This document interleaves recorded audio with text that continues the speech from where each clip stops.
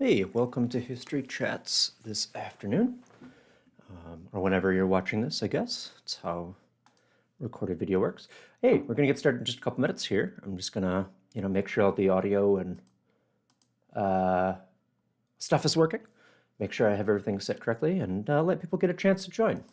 Um, so yeah, doing this. Um, Here we go. Good. Yeah, so we're going to be jumping into a new theme, I guess, this month here.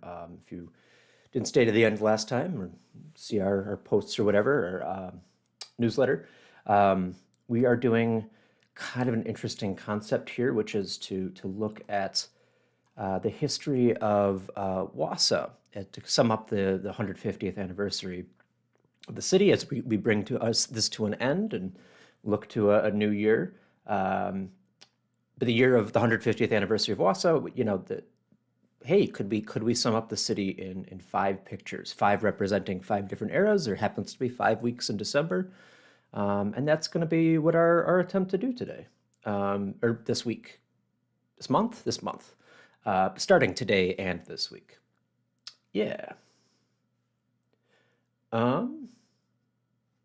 This is normally where I would pitch, upcoming stuff, but we're kind of, I guess if you're not familiar, we will be having a Holiday at the Houses event here at the the Woodson History Center and the Yawkey House.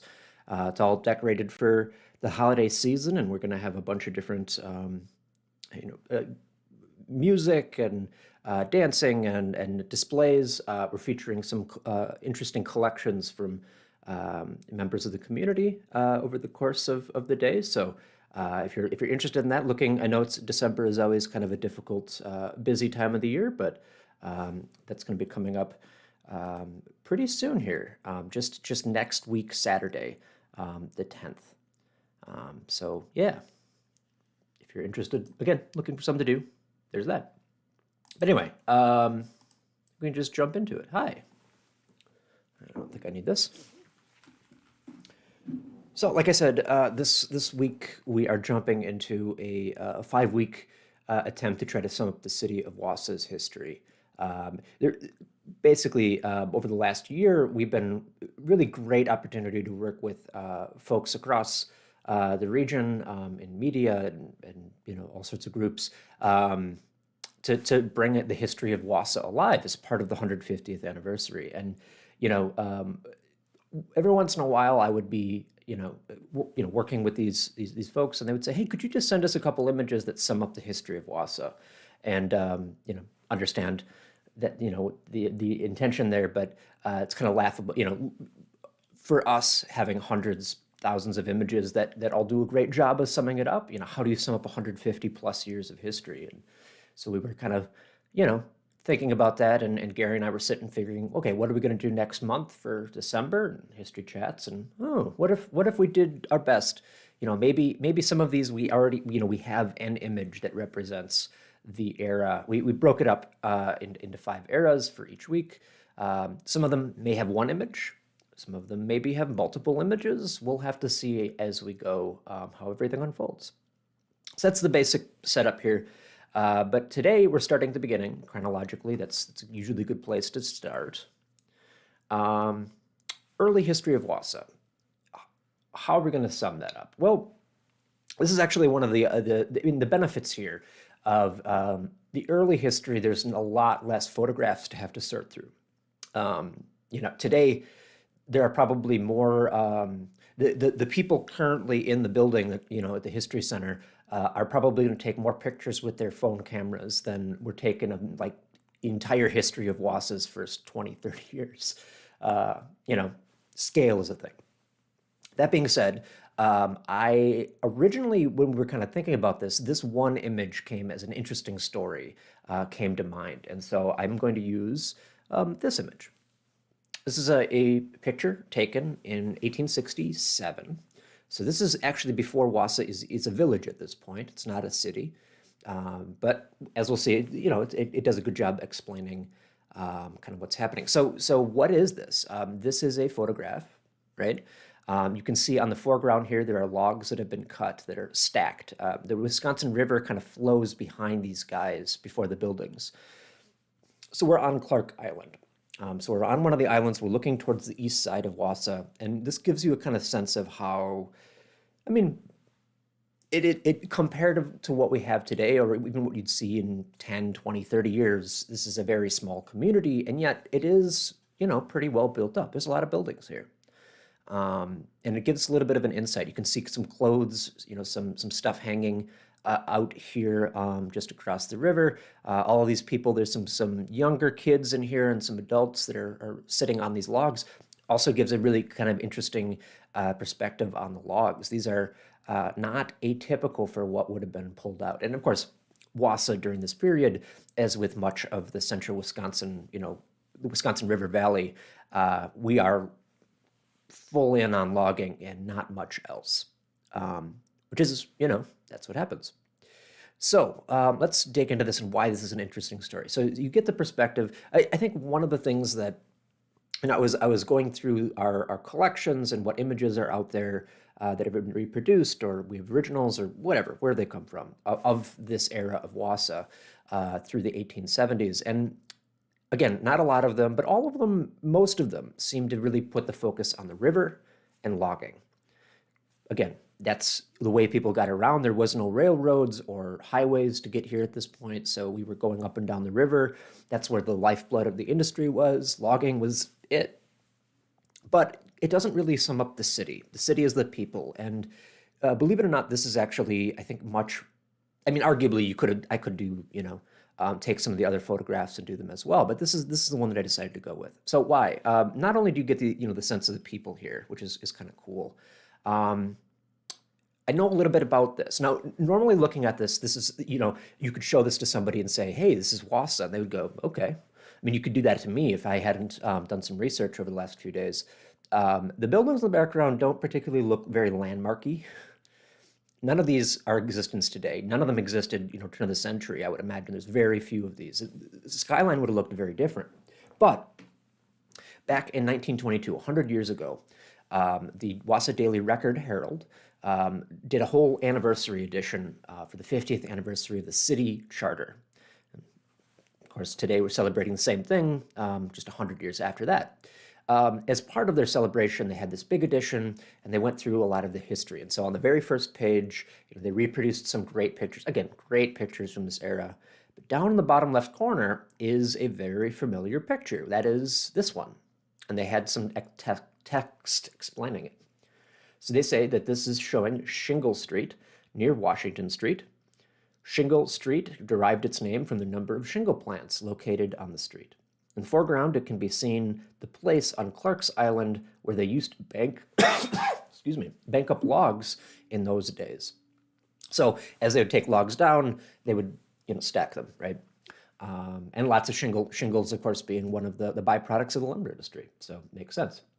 In the background, they continue, can be seen the McIndoe residence on Main Street where the library now stands. And this is a couple libraries ago, but still. And to the south of the McIndoe place, the Messier Hotel. Still further down is the Kickbush and Parcher stores can be seen. This is interesting. This is a great explanation, but just looking at the picture, it's hard to kind of follow what they're talking about. Oh yeah, which of these buildings is McIndoe Street, or McIndoe's home? If you don't know where they start, it's hard to really kind of make sense of it. So let's try to, figure this out. Now, the earliest map that we have of the city of Wausau that shows buildings and things like this, actually one of the very first maps ever that really gets into detail, is the 1884 Sanborn map, which is the cover page here.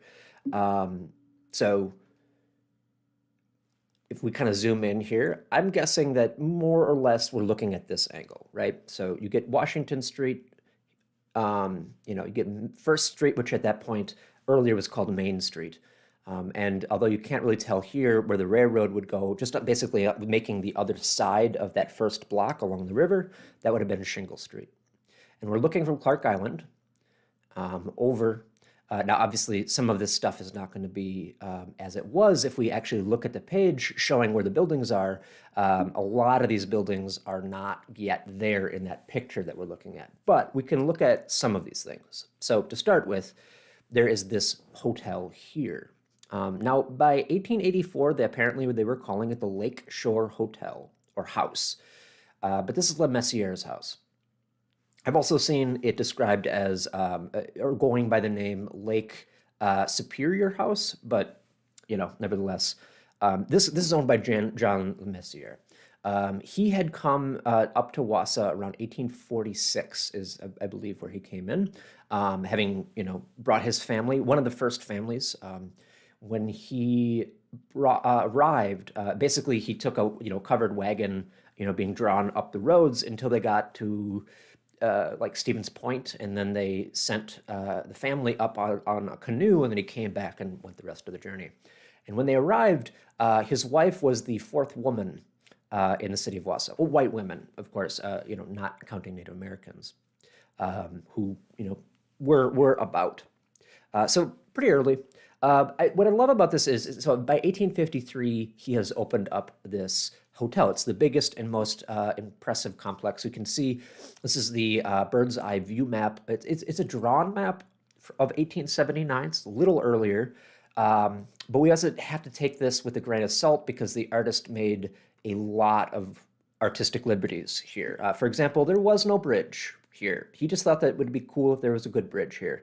Apparently, this didn't exist, going from the island to the west side at this point in time. So who knows how many of these details, but if we zoom in, you can see that this structure here, 17, is the hotel in question. And I want to read a little account here. This is from basically an essay that was put together as part of the centennial of the settling of Wausau in 1839. So this is 1939 by Dieter and Jensen. And this is specifically their discussion about the leisure hours.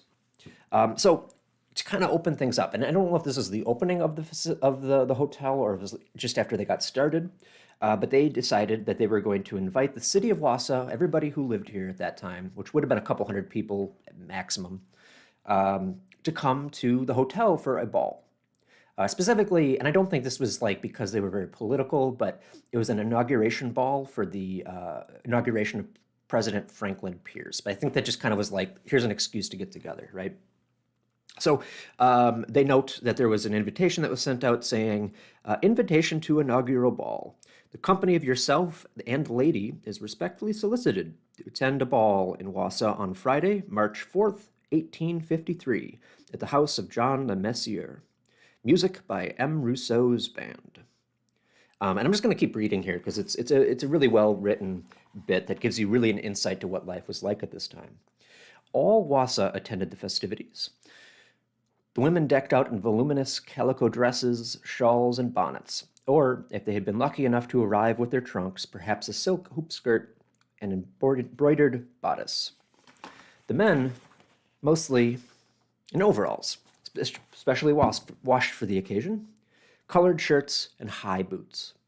The ladies sipped punch and nibbled on iced cakes, while the gentlemen, on good behavior, kept to the beer and homemade wines. Then together they tripped it on the dance floor.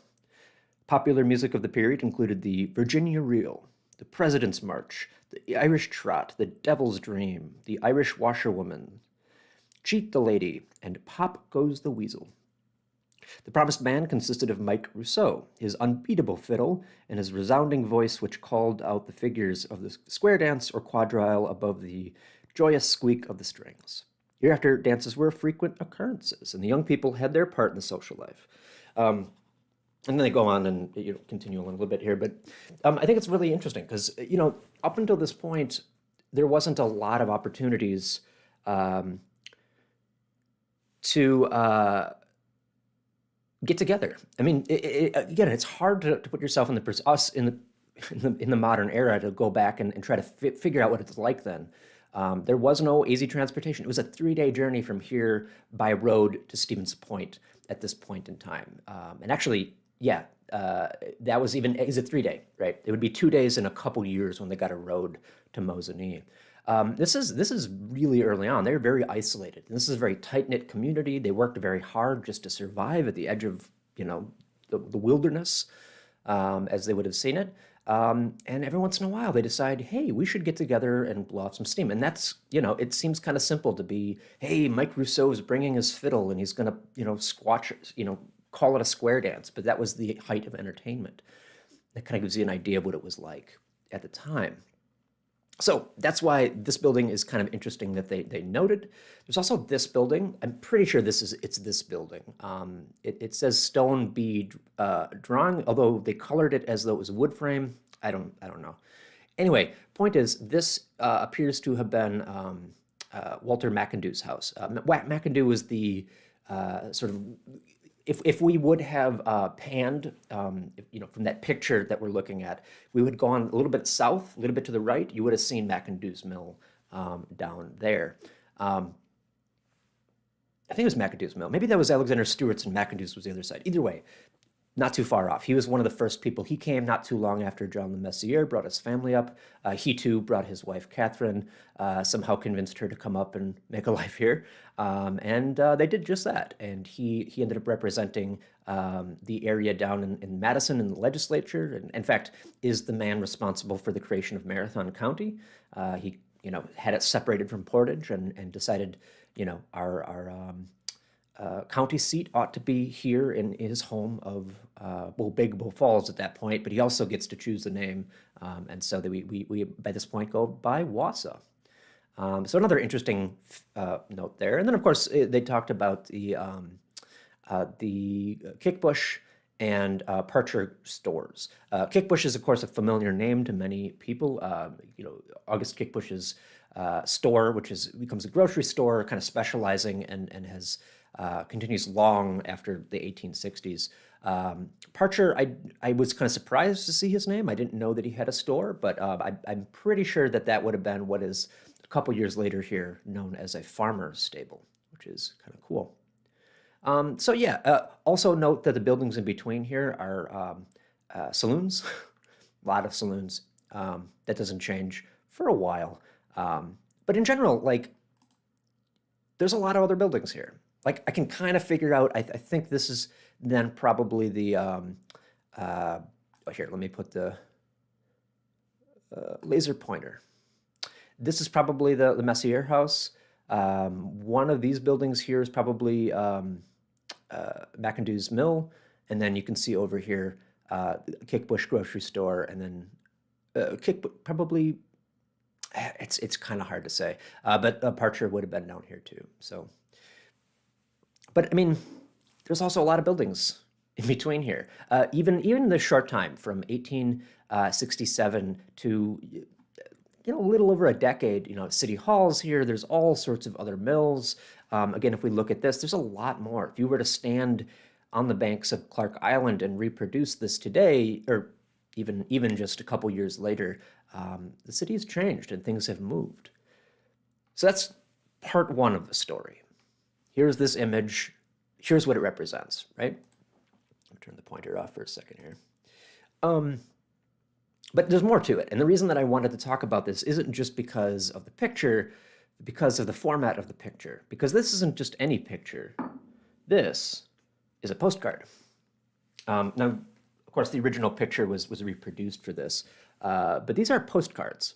And the interesting thing is, if you go on the back, these were produced as part of the Wausau homecoming in 1907, as you can see on the left side here. So what's the deal with this? Because this is important too. To understand this, we need to go back and, oops, I think I got the wrong dates here. Whoops, so this should be, okay, actually, it's not too far off. Hold on, let me fix this real quick.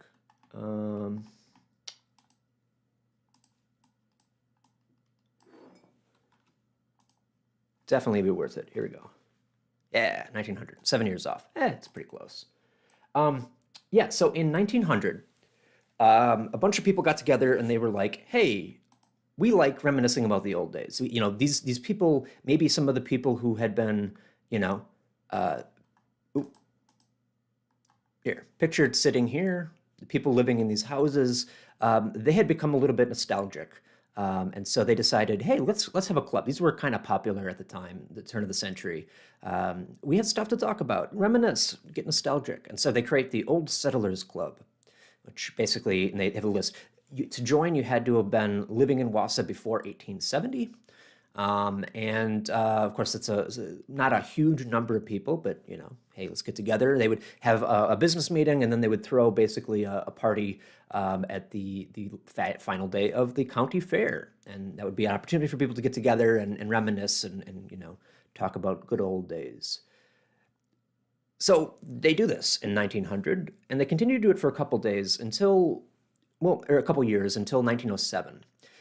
They note here, and this is talking about sort of maybe replacement. Some of the similar people are involved behind this, but another concept. Just as the settlers clubs were pretty popular in the early part of the century, not too long after that, homecomings, right? So I'm just going to read here. It is the thing now in every community to have a homecoming, a time set when former residents of the city can return and be assured of meeting old friends. They have proven very pleasant and enjoyable occasions. Many cities have had homecomings this year, and all have been very successful. And the Central Wisconsin suggests that Wausau have a gathering of this nature and calls upon Mayor Duncan to organize one for the county fair. So they note also in here that the Old Settlers Club, kind of down here at the bottom, the annual meeting of the Old Settlers Club should be held in July or August and at the fair grounds when one of the large buildings can be open, but not actually on the fair weekend, because they found that we're not sure what's going to happen. The weather could be bad, and it's not ideal, so we're going to move. I can't really find any evidence of the homecoming or the Old Settlers continuing after 1907 in Wausau, but this kind of would maybe attempt to replace it. So they have a homecoming. And they do just that. On one of the days, they have it homecoming day, and they invite, and to their credit, a bunch of people decided to make the trip back to Wausau from parts, flung across the United States to be part of this. Now, unfortunately, compared to some other cities, they don't seem to make this a regular thing. But they do, it's an opportunity. It's actually going to be about 25 years. In 1932 is the next homecoming that they do this for as part of the fair. Which was very successful. And there, they have an even more conscious understanding about the disappearing generations, about the old people who had been here at the beginning who are no longer here, and we should probably document the history, really kind of kickstart the historical society kind of concept in the back of our minds, and maybe we should be, writing this stuff down. But in 1907, it was more of a nostalgic thing. And here's the point. Here's why I'm talking about the early history by ending with a thing created in 1907. They used this image. This, to them, like I said, there's a lot of images of logging. There's a lot of images of the rapids, the Bull Falls that gave us the name originally before it became Wausau. This is one of the few instances that we can see the city on display. And I think the fact that they decided that this was the image that represented to them, and not only that, so these postcards weren't necessarily sent out to advertise. Very few, and I will say here, you can see these are, yeah, we got a lot of these because they were cherished, and the people who actually went to the homecoming, this was the souvenir that they purchased, and they held on to it. And many of them, by the way, ended up cutting off the edge here to make it nice and square. Just kind of interesting to see that. Some of them even, went a little further and, made a little notch here. Anyway, just kind of interesting to see how that all comes to be. This was a cherished thing. This is very cool, and people held on to it, and then donated a bunch of them to us over the years, which is great. And yeah, so this was something that was cherished. This represented to them the sort of pre-city, pre-railroad era of the city of Wausau, and the community there. So there you go. If I had to choose an image, this is the image that I would choose. Now, as we go into the next couple weeks, we can cross off that first one. We're no longer talking about the early. Gary Gisselman will be back next week to share some pictures of the railroading era and talk about how things changed and where we ended up. And we'll do our best. I can't promise that we will have one image for each of these, but we'll see what we come up with. So that's a story. Yeah. I'm gonna just check to see if anybody had any questions or comments or anything, but I thought this was gonna be a quicker one, and here I am a little over, yeah, about 20 minutes, a little over 20 minutes. Yeah. Cool. Well, I'll just vamp a little bit here, just in case. Again, if you're, we're coming to an end. Hopefully, have a good rest of 2022. Look forward to a new year of history from our side of things. We'll be opening a new exhibit, and we'll have lots of events and stuff ready. And I'm sure we'll tell you all about that when we can. But yeah, and of course, if you, as always, I'll end this with a, hey, if you have any suggestions for programs that we should do and history chats or anything like that, please let us know. It's always good to get some ideas. I'm not saying we're running out, but it's always good to get some other perspectives too. Yeah. Otherwise, maybe we'll just call it there. Thanks for tuning in. Thanks for watching. Hope you have a wonderful week, and we'll see you next Thursday for some more history chats.